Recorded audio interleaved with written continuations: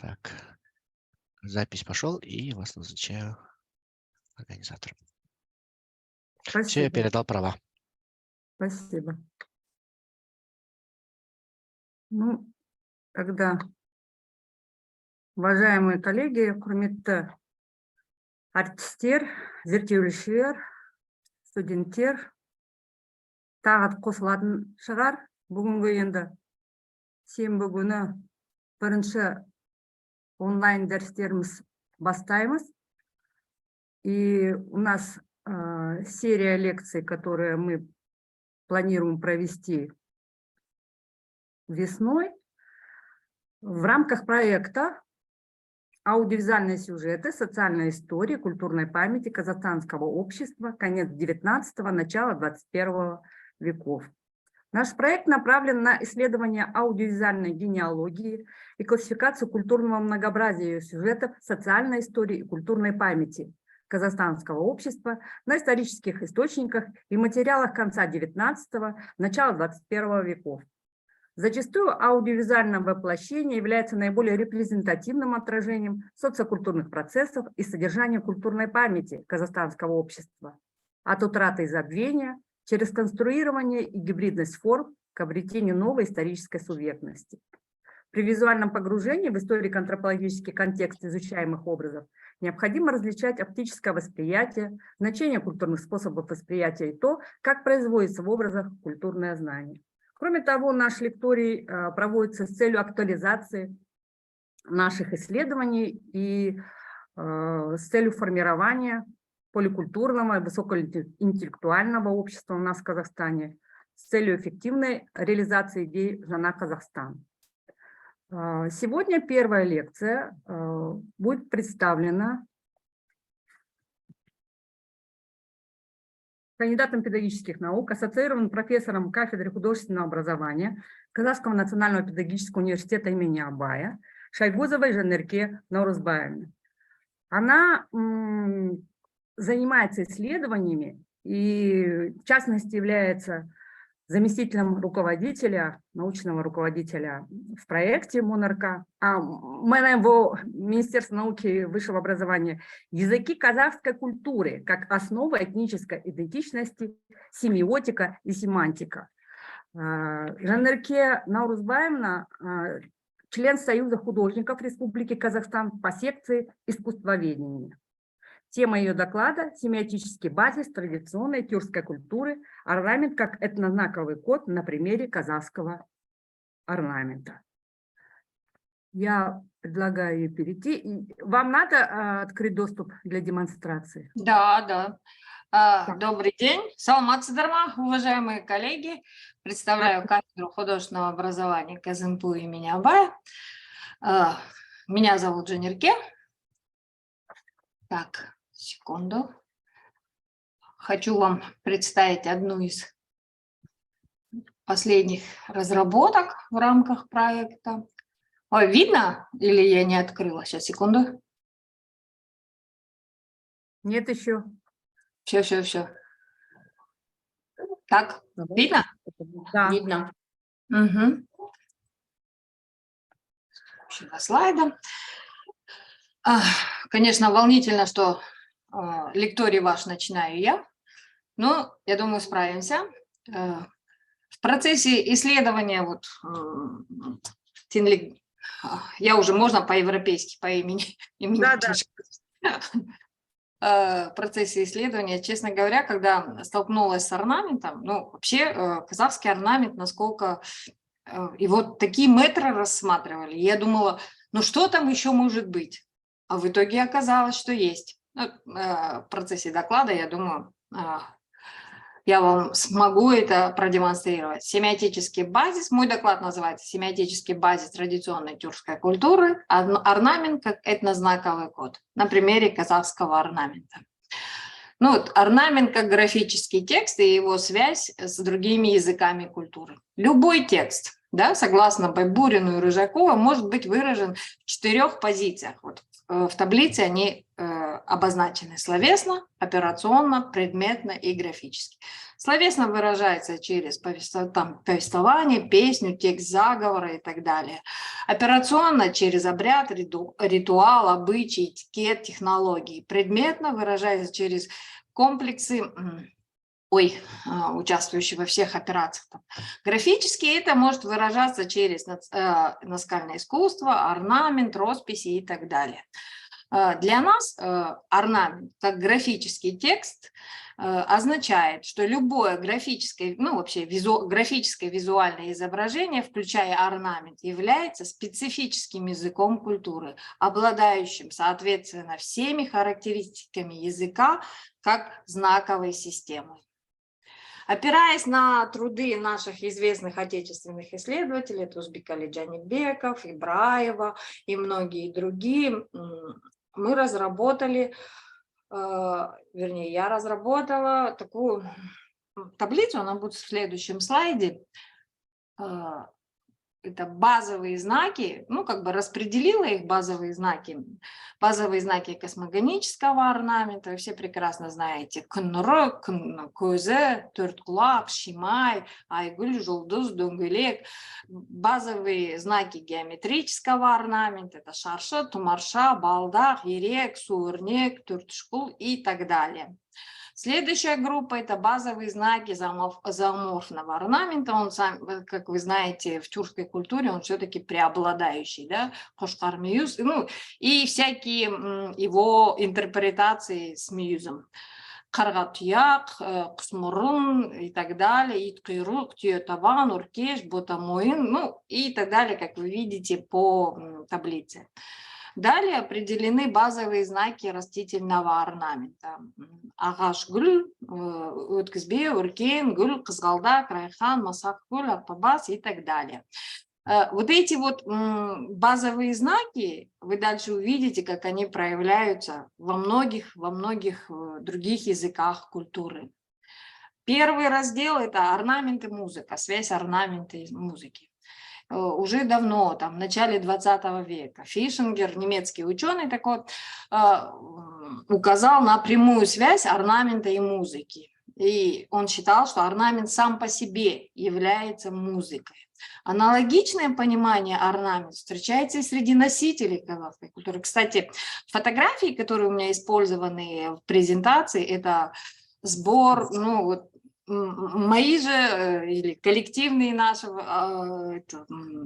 собранные во время полевых исследований. На данной фотографии изображены кызылординские мастерицы по ворсовому ковроткачеству, казахскому традиционному ворсовому ковроткачеству. Сыр елінің ремесленницы. Кстати, их всего лишь 5-6 сохранилось, и все. Уже мало практикуемое. Вернемся к нашим исследованиям. Об этом во время полевых исследований традиции казахского качества поведала нам информатор Айтбаева, которая в свою очередь получила эту информацию от своей бабушки.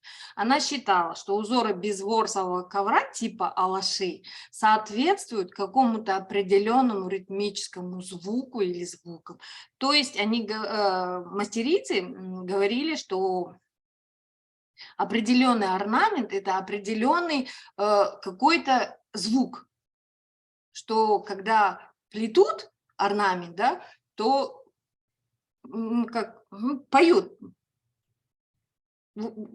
пропевают, так сказать, именно вот этот вот орнамент.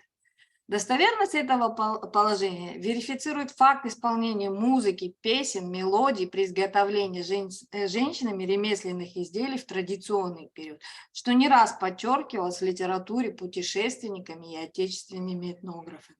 Но, к сожалению, именно какой ремесленно-обрядовый фольклор, кстати, он вообще практически не исследован, какие именно песни исполнялись, что пели. Буквально недавно, до подготовки этой презентации, я прочитала интервью одной мастерицы. кстати, она из ряда, из кандасов, приехала в Казахстан и здесь занимается ремеслом. Вот она говорит, что раньше была такая обрядовая песня «Текемет басу». Именно эту песню исполняли только тогда, когда текемет басқан кезде. Дальше. Очень интересные исследования, ну, немного так. Асия Мухамбетов, наш знаменитый казахстанский этномузыковед, она пишет: в казахском кюи бас-бун, вступлении, несет в начале функции импульса, в середине движения, в конце завершения. Сравнивая это музыкальное явление с орнаментом, она отмечает, что подобный статичный принцип совмещения начала и конца четко проявляется в орнаментальном искусстве с его базовой парадигмой равновесия фона и узора. Вообще для казахского искусства и орнаментального искусства в частности очень характерно такой признак характерный, это всегда равновесие фона и узора. И когда в него всматриваешься, тебе кажется, что и орнамент, и фон, они одинаковые, ну, по своей площади занимаемой. Это совмещение функций орнамента и фона с каждым из элементов структуры не может быть воспринят одновременно. Он познается через, ну, путем функционального переключения, происходящего во время. Сначала ты воспринимаешь сам орнамент, яркий, световой, потом уже фон. Время рассмотрения орнамента неизбежно включает конец его восприятия как орнамент и начало восприятия его как фона и наоборот. Иными словами, бифункциональность орнамента фона есть проявление принципа совмещения начала и конца, пишет Асия Мухамбетова. Так, следующее. Следует помнить и о таком важном качестве казахской музыки, как импровизация.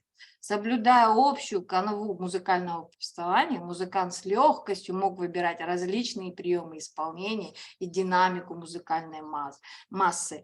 Думается, что и аналогичное происходило в художественном оформлении изделий традиционных ремесел. При общих таких традиционных канонах, которые свойственны казахскому ремеслу, казахскому декоративно-прикладному искусству, любая мастерица всегда, так же как и музыкант, импровизирует, вносит свои мысли, вносит свои идеи, не отходя, конечно, от какой-то вот четкой традиционной узнаваемой канвы.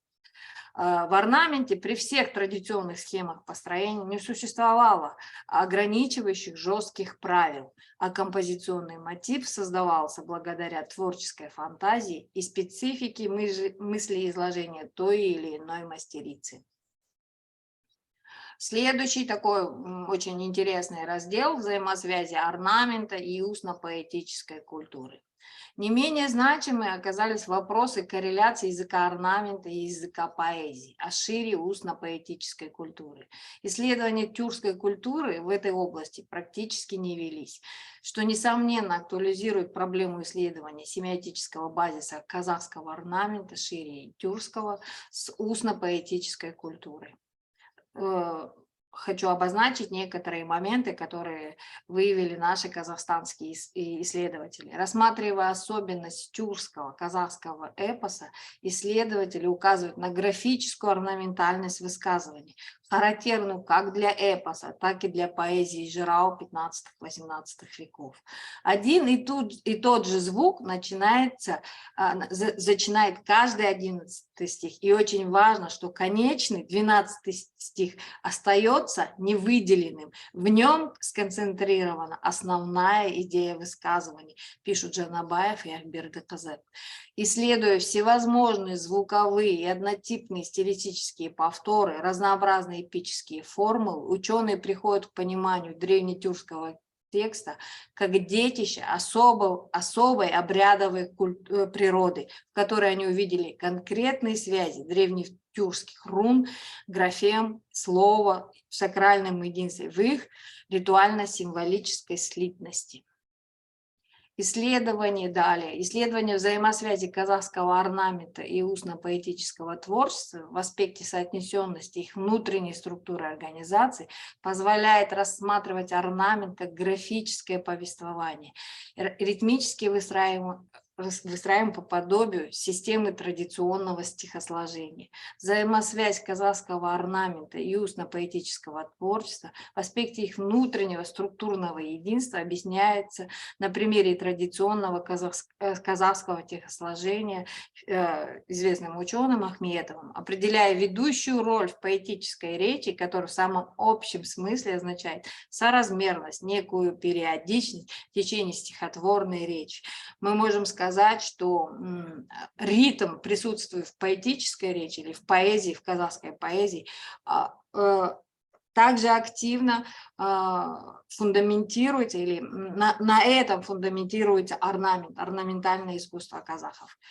Таким образом, определенную соразмерность, периодичность и ритмическую организацию определяет и казахский орнамент. Я думаю, более глубокие исследования в этой отрасли на конкретных примерах, на конкретных эпосах или каких-то стихах, я думаю, и на конкретных примерах каких-то четких изделий можно найти какие-то фундаментальные, единые основы.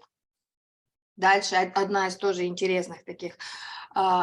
интересных направлений – это взаимосвязь орнамента, тамги и рунического письма. Ну, во-первых, они взаимосвязаны по типу того, что это в любом случае уже визуальное искусство. Поэтому исследуемая проблематика позволила выделить еще один пласт взаимосвязанных языков тюрко-монгольской культуры – рунического письма, родовых тамг и символов геометрического генеза. Корреляция тамги и орнамента проявляет себя в лоне функции первой. Знак принадлежности, знак владения, знак авторства, знак присутствия, знак персонификации, знак покровительства и подчинения. И, наконец, знак оберега. Последний, скорее всего, наиболее близок семантически к орнаментальному искусству. Мы все прекрасно знаем, что орнамент – это прежде всего обереговая функция. Прежде всего, всегда так осмысливалась в народной среде. Тамга как персонификация устойчивой человеческой группы, семьи, рода, племени, могла выступать и в качестве символа сакральной мощи конкретного коллектива, защищающего своего представителя. Ну, уже тоже, буквально уже, когда я уже закончила, я нашла свидетельство в дореволюционной литературе, сейчас прям четко автора не назову, где-то записала себе, в оформлении юрт казахских, баскуров, ковров всегда присутствовала тамга. Всегда. И даже тамга своего рода, ну, естественно, своего рода, потому что и кочевники, даже когда между собой, ну, казахи, древние или тюрки, когда между собой встречались, они, оказывается, сразу на песке начинали вырисовывать свою тамгу палочкой. Ну, якобы говоря о том, что вот я такой-то, я оттуда-то. Дальше. О продуктивности исследования взаимосвязи тамги и орнаментальных композиций на примере традиционных азербайджанских ковров говорит исследователь Гусейнов. Линии тамги можно считать прототипом, дающим типологическую структуру узоров азербайджанских ковров. Изображения тамги и узоров естественным образом вплетались в ковры, выражая уникальность племени. Кстати, в казахской культуре тоже присутствуют именно родоплеменные ковры. Допустим, клемдерды называли конрад клем. Говорят, что были и найманские ковры. К сожалению, я пока не могу четко найти, у меня есть огромный каталог ковров, ворсовых ковров, которые хранятся в нашем Центральном государственном музее, но ни в одном из них, я прочитала, из 90 единиц, не отмечено, что именно этот ковер, Конрадка или именно Наймандка. Поэтому пока сложно говорить, но факты есть, и о них отмечаются в дореволюционной литературе.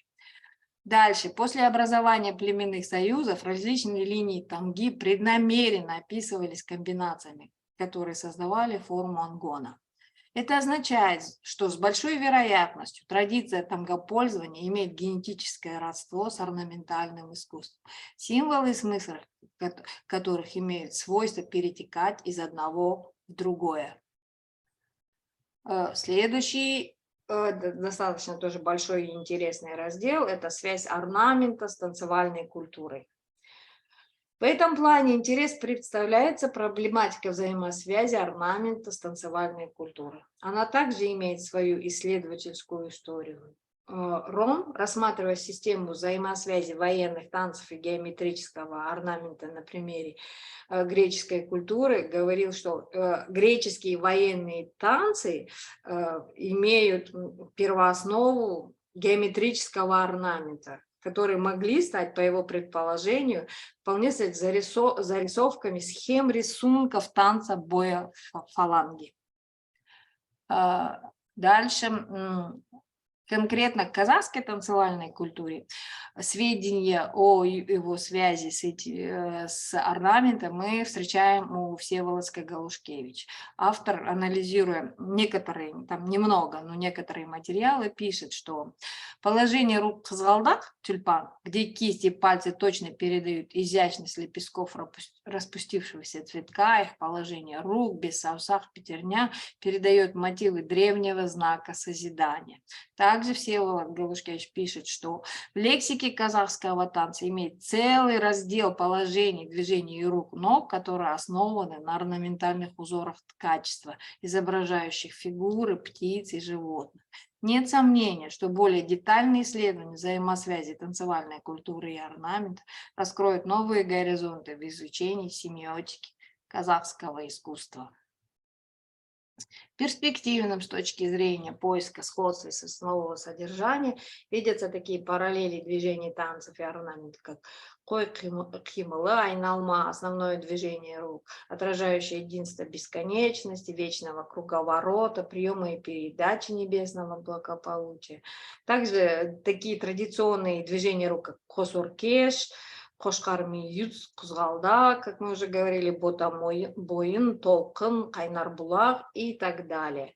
Отметим, что многие из этих движений имеют прямые графические аналоги в казахской орнаментальной системе. Следующий такой тоже большой, большая часть, где бы хотелось бы поработать еще глубже, это связь календаря древних кочевников Мшель с орнаментальным искусством. Впервые об них заговорили исследователи Турикулов и Турикулова, которые отмечали о поразительном сходстве знаков зодиака 12-летнего цикла с орнаментальными элементами. Например, тшкан за след мыши, это год мыши, жолвар страна, коготь тигра, год тигра, жлан змея, год змеи, иткир, хвост собаки, год собаки. Ученые обнаружили множество совпадений орнаментальных элементов со знаками древнего календаря, что служит одним из опровержений версии о зодиакальном происхождении календаря. Представление об орнаменте как о визуальном отражении календарных изменений, смены дня и ночи, сезонов и небесных светил свойственно так называемой астрономической школе изучения орнамента. В этом плане интересны труды Гравитиса, который, анализируя основные элементы орнамента, подмечает, что в изображении, к примеру, всех фаз Луны, утреннего солнца с лучами, а также ритмичности литовского узора дубок, образуемого своеобразный декор поясов, символически передается количество прожитых лет человека. Ну и подхожу к завершению своего доклада или как там лекции. Хотела вам представить схему взаимосвязи орнамента с другими языками культуры. Как на схеме видно, орнамент прекрасно таки коррелирует с танцем, календарем, архитектурой, наскальным искусством, музыкой, письменностью, устно-поэтической, там, народной математикой, ритуалами, обрядами. Ну, конечно, я не все рассказала, там, допустим, архитектуру, там, немного как прошла, математику тоже, но я думаю, суть того, что я хотела сказать, ясна и без этих фактов. Хотела сказать, что эта тема очень глубокая, и заслуживает отдельного прям корреляции с учеными, там, филологами, математиками, музыковедами и такого обширного, отдельного проекта. Поэтому хочется завершить, что все вышеизложенное имеет основание утверждаться мысли о необходимости более глубокого исследования орнамента и других языков культуры в их синкретической взаимосвязи в семиотическом ключе. И вот мои выводы. В общем, то, что я и сказала, и хочу, и думаю, у нас, у нашей команды еще будет возможность реализовать все наши идеи, и мы будем претендовать на новый орнамент, того заслуживает. Спасибо за внимание. Буду рада вопросам. Можно вопрос? Ахмед Данерке, спасибо. Можно вопрос? Да, Пожалуйста. Да, очень интересно, большое спасибо.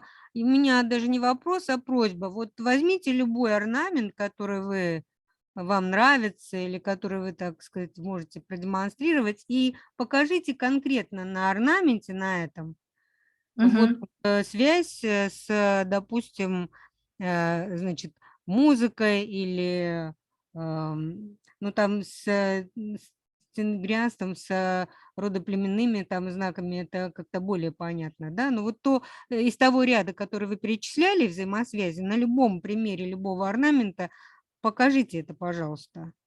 Можно? Вот, как я и говорила, это требует более дополнительного. Вот те примеры, я вам сейчас вот конкретно на каком-то там Кошкар-Мьюзе или еще что-то не скажу, где именно, потому что мне нужна тут помощь этномузыковеда. В Тамгах, Нет, да. не обязательно музыка. Вот сейчас у вас на фотографии, значит, юрта, да, и вот здесь вот кругами там идут орнаменты, да, убрали фотографию последнюю. Сейчас, секунду, верну. Ну, здесь юрта, она как бы, давайте конкретно к таблице, к примеру. Таблице. Могу сказать вот так вот. Даже схему, подождите секунду. Вы хотите, чтобы я показала, еще раз можно? Сейчас. Что-то это свернулось. Секунду. Ага. Угу. Да нет, я хотела еще. Да, получается, ага.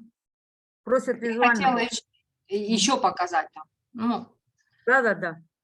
Ну вот с музыкой я вам не скажу, мне тут нужен конкретный музыковед. Прям. Я просто наметила то, что Атия Мухамбетова обозначает, что в Киеве это есть баса, начало, середина и конец. То же самое в орнаментальном строе какого-либо произведения. Вот я говорила на примерах, там Всеволод Галушкевич говорит, что тюльпан и движение рук. Вот я, извините, вот я сейчас Тынлик Токтарбековне отправила фотографию, я просто не знаю, как это может, а сможет она вам показать. Вот орнамент на кольце казахском, который больше 100 лет. О чем он говорит, какие символы, с чем он связан, какую, так сказать, нагрузку символическую он несет. Давайте попробуем. Тынлик, скиньте, пожалуйста. Да, вот просто на одном примере конкретном. Не обязательно с музыкой, с чем угодно из того, что вы перечисляли. Ну вот смотрите, вот допустим, агашгуль, дерево, да, цветок, это мировое дерево, всем известно, наш же байтерек, просто он настолько стилизованный, да, известный всем, вот, вот конкретно на таблице, соединяющие все три мира. И когда используется именно этот агашгуль, это о пожелании, сейчас, секунду, пришло. Я на этот скинула сейчас через WhatsApp, а сейчас я попробую здесь. Вывести можешь через экран? Ой, я не думаю, тут, Сейчас я во-первых, попробую На почту и там так, потому что у Ну, меня тут... во-первых, тут этот, как его, самое интересное, вот посмотрите, два, ну, я предполагаю, это основа, как вот Кошкар Мюзда большой. Это женское или, мне кажется, это мужское кольцо? Это мужское, женское кольцо. Женское или мужское? Женское. Да, ну, тогда это уже должно быть, женщина такая была репродуктивного возраста, когда ей давали, правильно? Ну, Кошкар Мюз Не это знаю. как фарн, да? Фарн это кут, это как вот любые рогообразные, да, с андроновской эпохи, с Саков, это любой рогообразный завиток, вы не ошибетесь, если это скажете кут и фарн. Но мне этнограф сказала, что это Аргынское кольцо. Ну, возможно, возможно. Я вам что говорю оно значит? больше, может быть. Что женщина не должна или должна его носить вот на определенном пальце. Что это означает? Вы об этом не можете сказать, да? Не знаете? Вот Ну, вот, нет, насчет вот такую этого, символику этих да. орнаментов, которые дают нам вот код, который мы читаем и говорим, что вот это вот на это накладывается запрет или это наоборот есть... Нет, кольца в серединном символ пальце там носить нельзя было, это точно. Вот в серединном пальце это означало, что кто-то из родственников умрет. Это точно, это однозначно. Аргынское кольцо, у меня мама аргынка, но я не видела у них такого.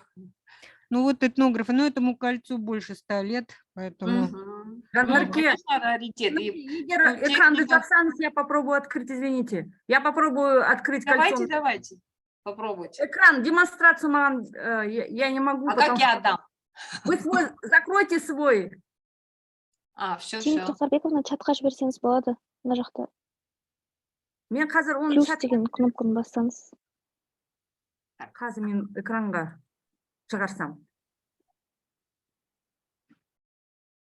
Ну, видно. Ну вот смотрите, вот четкий этот. Я даже подумала, что это мужское кольцо, потому что женщины обычно кузьмен. Аргынское я тоже спрошу у своих. Ну вот этнограф А кто именно? Можно узнать? из Питера, этнограф из этнографического вот этого музея, или как он называется, да? Спасибо. Да. Это Ларис, сейчас. Она Попова. сразу, даже очень Попова. быстро сразу сказала, что это... вот Попова? это. Наверное, да. Я не помню. Ну, просто. у них, смотрите, все материалы на руках. Вот я там была 2 раза в РЭМе, Российский этнографический музей, попадала в их фонды. Вы не поверите, у нас нет казахских кукол, как будто наши дети никогда не играли. А там 45 штук, единиц. Мгм. У них огромные, прекрасные свадебные наряды. Все это было прекрасные саукили. Ну, тебе на руки, нас пустили там час и там час. Возможности отфотографировать, все интересно, и потом в дальнейшем вот так вот копаться, да, вот и смотреть, такой возможности, конечно, нет.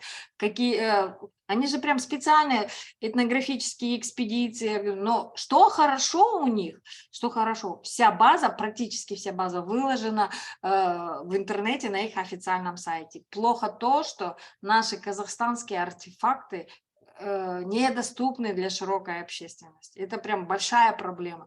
У нас не оцифрованы никакие артефакты.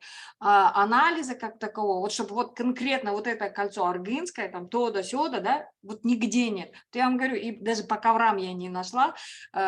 Кайсы конкретно СРДК, кайсы конкретно именно Конрад Руника не нашла. Найманский тоже не нашла. Вот, к сожалению, вот такая вот нехватка информации, поэтому я еще раз говорю, что нам нужны вот такие глубокие исследования, и прям многое забыто, к сожалению. Спасибо. Восстанавливать, реконструировать надо. Вопрос можно, да? Да, Пожалуйста. Спасибо большое, Жанерке. Действительно очень интересно. По-новому вы связали вот этот вот наш действительно орнамент со всеми сторонами жизни кочевого общества. И это действительно реально было, потому что орнамент действительно отражает весь быт даже и психологию, и культуру полностью, да, это казахского народа. Но я вот здесь хотела, вы не сказали, какие есть особенности по регионам. Младший, средний и старший ЖУС. Есть все-таки Ну, особенности, да. да. Есть, Мгм. конечно, региональные. Да, да, да, Даже в да. И, качестве везде есть региональные особенности. ну и в песнях, и Да. в одежде, и везде Да, всюду есть. это, Да. я же говорю вам, отдельный большой проект Аллажаса. И прям с привлечением, Ну, в общих словах хотя бы, вы же тогда знаете, наверное, какие мы, чтобы мы ориентировались, да, это младшего, это среднего, чтобы что-то такое было. вот смотрите, вот можно, Какие-то такие квалификационные или характеристики, что ли, какие-то? вот я вам могу сказать, давайте на примере свадебного костюма, да. Мгм. Кстати, время я и видела. Так, Восточный Казахстан, вот халаты такие, шапан, кыздың шапаны, Мгм. богато орнаментированный, на темном фоне. Почему-то они любят темный бархат. Юг, Мгм. кызыл, прям Ну да. огонь. Они у них вот очень много близкого с узбеками, вот очень, с таджиками. Орнаменты такие, прям детальные такие. Ну и там, допустим, ВКО тоже детальные, да, но они почему-то любят на вышивке именно темный фон. Любят темный фон и на тскизах, Мгм. на А вышитых младший? коврах. Вот у каждого даже цветовые предпочтения. Если даже орнаментальный строй где-то схож, но в основном на юге он детальнее, он ювелирнее, больше Мгм. растительного. А в ВКО Ну он да. все-таки, да, к тюркам, к алтайцам он вот другой. Ну, Все равно кочевой, юг, наверное, больше кочевой. А там да. все-таки, наверное, Вот, оседлые те земледельцы. оседлые все-таки влияет, еще как. И вот, Мгм. и когда смотришь на это, думаешь, надо же. И даже люди иногда путались там, казахтардыкы ма или узбектердыкы ма деп. Ну, то есть этнографы, там был такой вопрос. Но потом нет, это казахская коллекция. Но все равно влияние соседних регионов, также и в ворсовом ковроткачестве. Казахские ковры западного Казахстана очень близки к туркменским. А, мгм. Адай кілемдері. И вот этот вот, который основной их такой аттабан дейді, орнамент, который используют адайцы, да, кілемде, он точно такой же у туркмен рода теке. Мгм. У нас чуть-чуть цвета различаются. Ну, все зависит от, все-таки Казахстан большая страна, Аллаху шукр. Все зависит от регионального этого влияния, Ну да, да. взаимовлияния От между- пограничной зоны, да? Да, да, Пограничье, да. да. Если мы что-то утеряли, допустим, можно восстанавливать через тоже, надо смотреть сравнительный анализ, прям, что у них, что у нас. А пока мы еще много, ну, вот вроде как сейчас что-то там стараемся там делать, но пока еще опашки наши живы, 60-70 лет, да, что-то еще помнят, ауылдағы имею в виду. Қаладағы қыздарымыз это қыздар ғой, они мало уже что знают, да, в 60-70 даже, да, где городские. А пока вот еще помнят в Кызылорде, еще помнят в Западном Казахстане, хорошо бы фиксировать это все. Просто я еще и член Национального комитета по охране нематериального наследия, поэтому меня очень-очень сильно интересуют эти темы, народные представления, связанные с ремеслом или с другими объектами, неважно, я стараюсь все это фиксировать. Ну и большой потенциал все-таки қандастар. Да, у нас вопрос Много от Разия сохранить. ханым, да? Ау. Разия ханым, сөз. Добрый день. Я говорю из Лондона, и, простите, у меня очень сильная простуда, поэтому буду говорить тихо. Но я, во-первых, музыковед, во-вторых, я по происхождению из Узбекистана, и я хочу поздравить Шайгазову Жанерке. Это необыкновенно интересное, перспективное исследование. И я не удивлена, что по деталям пока сказать что-либо очень трудно, потому что это только начало, как я поняла, правильно? Да, Но да. в любом случае это необыкновенно интересное исследование, которое мы, ученые, ждали, может быть, веками. На одном примере хочу только подтвердить, насколько это мало исследовано и мало нам знакомо, хотя это именно какие-то коренные особенности, которые всплывут, если именно междисциплинарное будет к ним отношение и, так сказать, изучение применено, и тогда мы узнаем что-то новое. Мне, как музыковеду, было очень интересно убедиться в том, что между свадебными песнями Узбекистана и сюзанне, я уверена, вы все знаете эти женские, да, настенные Шикарно, вышивки, шикарно. да, Да. которые в основном для свадеб предназначались, по крайней мере, в прошлом времени раньше. Было очень интересно узнать, что есть необыкновенная, очень прямая связь.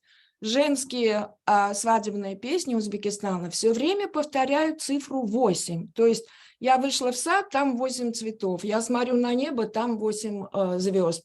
Там 8 человек, 8 гостей заходят сразу на свадьбу и прочее. И вдруг я обнаружила, что по орнаменту вот этих сюзанне необыкновенно большая, разнообразная, кстати, искусство разнообразное по регионам Узбекистана, сразу по цвету и орнаменту можно определить, что откуда. Вот этот восьмиконечный цветок или восьмиконечная звезда встречается регулярнейшим образом.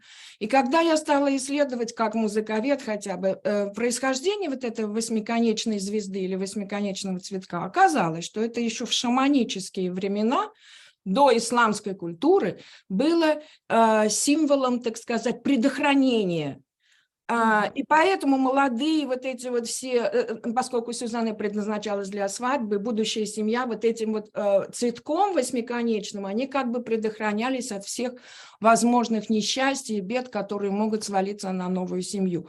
То есть вот такие вот новые исследования я даже не могла найти подтверждение ни среди этнографов, кто бы занимался конкретным вот этим цветком или этой звездой, ни среди музыковедов, потому что у нас пока еще нет таких вот совместных исследований, я имею в виду в Узбекистане, но, может быть, у вас в Казахстане это будет. И поэтому мне очень и очень интересно то, что вы сегодня наметили основные тенденции. Это очень важно, это пока на начальном уровне, но я хочу вас поздравить, необычайно интересно, и, как говорится, успехов вам в дальнейшем вашем исследовании. Спасибо большое. Спасибо большое. Ахмед, Очень приятно слушать. спасибо. Есть еще вопросы? У меня есть предложение, хотел сказать. Вот Жанерке могла бы оформить все это в статью и отправить нам вестник казну, серия историческая. Серия историческая? Да. Отлично. Хорошо? Да. Да. Есть через меня. Да, Ну, спасибо. Отлично. Да, потому что Можно другую действительно статью? материал Просто очень эту я интересный. уже обещала в другой журнал. Ну это все-таки как и Соновская. А здесь, знаете, очень интересно в том плане, что вы философское такое отношение, правильно же? Вы смогли показать вот такую единую взаимосвязанную картину. Ахмед, Жанарке, сұрағым бар. Да, пожалуйста. Ага. Жанарке, поскольку вот Дина Ахмеджановна вот кольцо показала, меня интересуют печати, и Гульмир Сымжановна, я думаю, это, да, тоже бы спросила по поводу печати султанов, да, личные печати, которые использовали уже, будучи должностными лицами для казахской администрации на уровне волостных, на уровне заседателей, которые могут сохраниться в частных коллекциях. Встречались ли вам какие-то примеры? Потому что отдельные как бы артефакты есть в некоторых музейных коллекциях, но они все как-то разрознены, и нет общей какой-то системы в этом. Что-то, потому что, да, в печати мне, во всяком случае, не встречалось, чтобы был узор, да, там все-таки больше информативная часть там идет, но вдруг... Нет, там я видела недавно хозяина Бди. Как фамилия? Он очень увлеченный историей.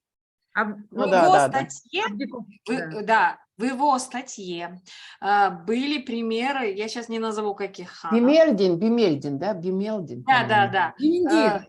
Да, и Бимендин, да. жаңағы кольцо, сама форма это перстня печати, это кусмурн. Помните, девушки так? Сам кусмурн это как птица, свобода, и каким-то невероятным образом оно становится перстнем печатью наших ханов, биев, султанов. Я вам скажу, там четкие орнаменты по тем фотографиям, опечаткам в статье, там четкие орнаменты, там арабская вязь. Ну да, арабская вязь. Ну, Такая, это же бесконечность. Вот когда смотришь на арабскую вязь, и когда смотришь в Узбекистане, да, вот на этот бесконечный орнамент, переплетающийся, да, и это на здании, это, допустим, очень это. А тут они внутри сконцентрировано, атын сөйтіп жазған. И вот тоже надо посмотреть, тоже надо как объект исследования и искусствоведа, и историка. Мы сейчас к чему идем, да, гуманитарная наука? Все-таки к междисциплинарности, это первое, да. Без междисциплинарного исследования мы не увидим. Вы увидите, историки, конкретные факты, да. Мы, искусствоведы, увидим глубину художественного мышления. Почему, да? Почему, зачем? Вы четко оперируете фактами, не выходить за рамки. Но вот междисциплинарно все-таки и ваши перстни, эти перстни, все-таки объект, он еще мало исследован, и мы көзмен көрген жоқпыз ғой. Ни один артефакт я еще глазами такой не видела. И нигде он даже копии не предоставлены. Правильно? Ну, да, есть отдельные. Ну, только в документах есть. Да, вот только в документах я видела. А если его натурно посмотреть, хотя бы копию? В общем... Поэтому есть связь. Да. Рахмет. Пожалуйста. Еще вопросы, коллеги? Да, Нестор? можно я хотел спросить? Нестор, да, хотел. Я не увидел просто. Я могу подождать, Игорь, вперед. Нет, я... У меня маленький даже не вопрос, а идея родилась, но мне кажется, наверное, ее уже кто-то мог обговаривать. Во-первых, спасибо за лекцию, действительно было интересно. И вы сказали вот о том, что, когда говорили о ритмике и стихосложении, говорили о том, что конечный стих был не выделены, как вы выразились. И я вспомнил, что когда проводил исследования в Кыргызстане, в основном я проводил среди шаманов, целителей и так далее, но и в том числе с людьми, которые вышивают, мне было сказано, что вот вышивать узор, орнамент на оберегах, также на одежде, необходимо таким образом, чтобы вот он не заканчивался. Последний штрих, он обрывался для того, чтобы злые духи там запутывались, куда-то уходили. Вот здесь интересно, существует ли такая связь между стихосложением и вот этой открытостью, да, его в конце, и открытостью, незаконченностью магического орнамента. Здесь, конечно, очень можно дальше продолжать, вообще, в принципе, говорить об открытости, о такой способности к инклюзии, да, орнамента и так далее. Но вот это магическое значение, возможно, каким-то образом связано и с ритмикой стихосложения. Думаю, что в этом есть какое-то рациональное зерно, и искать. Вот. Еще и рыть в этом направлении. Спасибо. Очень ценно. Спасибо. Игорь. Да, я вот что хотел спросить. Спасибо большое. Действительно, очень много. Я даже скрины делал, скриншоты. Спасибо за интересную лекцию. Я вот что хотел спросить. Первое. Что касается генезиса той или иной формы того или иного знака. Первое, значит, насколько вам известен генезис всех этих символов, почему именно такая форма, а не другая? И второе, Получается же, вот все эти знаки, они, в принципе, являются такой попыткой, не знаю, людей, поколений сохранить хоть какую-то память историческую, потому что она достаточно короткая, и народ там через 3 поколения все забывает, но благодаря каким-то культурным героям, символам, знакам все это держится, как-то сохраняется подольше. И вот насколько различается то, как народ это интерпретирует уже, в повседневности своей, он же не погружается на какие-то глубины, какие-то у него нету такого прям глубинного понимания семиозиса, у него свое простое понимание, которое ретранслируется из поколения в поколение. Как это различается с тем, что ученые реально определяют факторы и символы этого семиозиса? Вот как бы такие вопросы возникают. Спасибо. Такой, даже и не вопрос, а такой такая проблематичный такой этот. Тут надо задуматься, прежде чем, хорошо подумать, прежде чем ответить. Ну, навскидку скажу так. Дело в том, что относительно орнамента сейчас в Казахстане очень большие споры и критика. Дело в том, что наши современные дизайнеры или художники используют тот или иной знак или символ, не задумываясь об его... Ну, не знают уже люди, и нету как бы таких...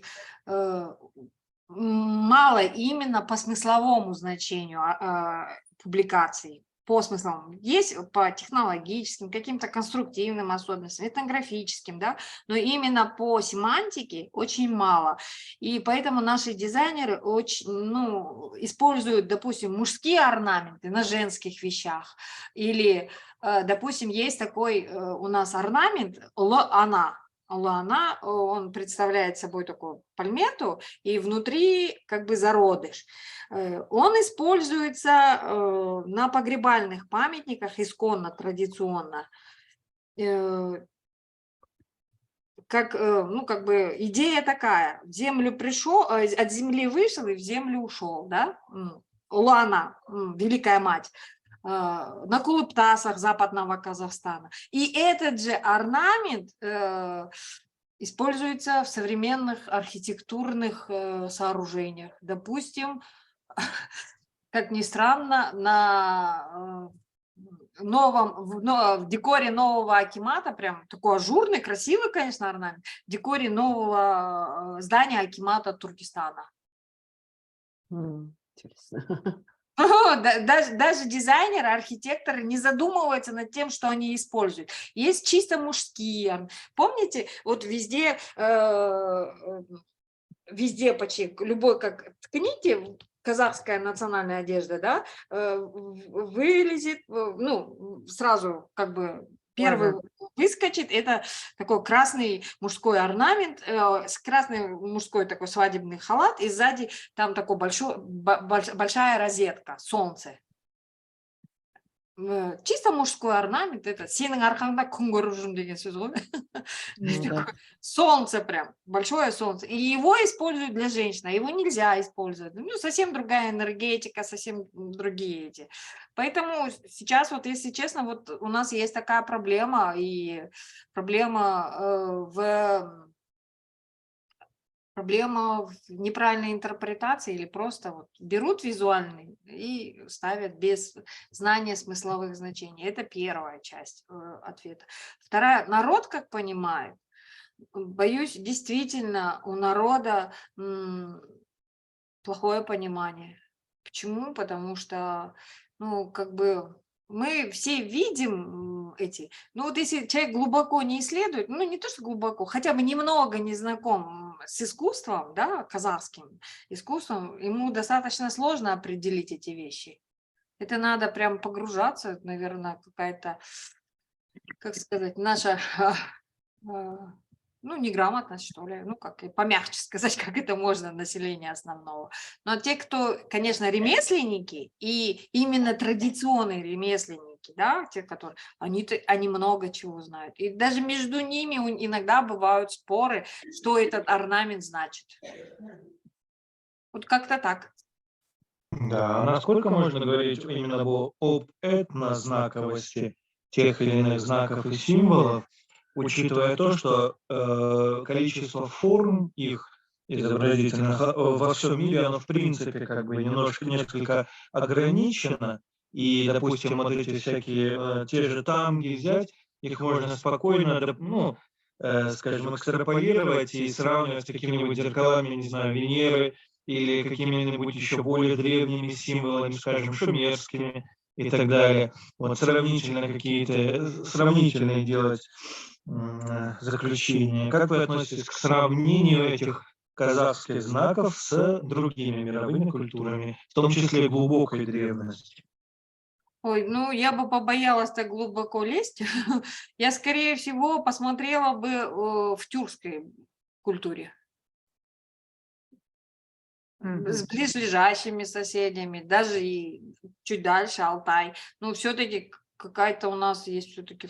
Ну, дальше, глубже, это все-таки, наверное, другие знания, более такие... Это надо, может быть, конкретно на одном конкретном примере, но все то, что я в базис вывела в таблице, ну, на одном конкретном примере, в принципе, наверное, реально возможно посмотреть. Ну, допустим, тот же самый полумесяц. Можно посмотреть? Можно. Где там, так, а здесь вот так, а вот здесь вот так, и почему вот так вот. А что казахи в него вкладывают, какой смысл?